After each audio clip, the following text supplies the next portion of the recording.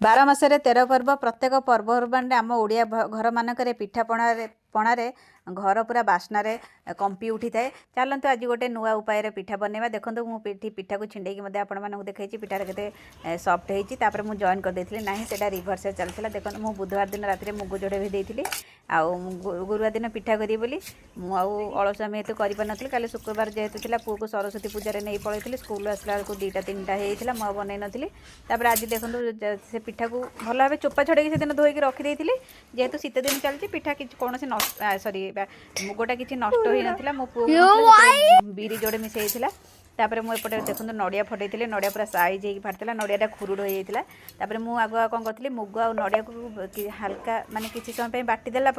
गुड़ देके पुणी थे फाइन पेस्ट कर देती अध घंटे रेस्ट छाड़देला देखो ये कड़े गरम होला तेल पकई तापर देखो मोर बैटर जेहेतु मो पुओ कौन करता बिरी मिसई ना से बैटरटा टे कला देखा जेहेतु बिरी चोपा टे गोटे गोटे रही है मुगर भी चोपा था देसी मुग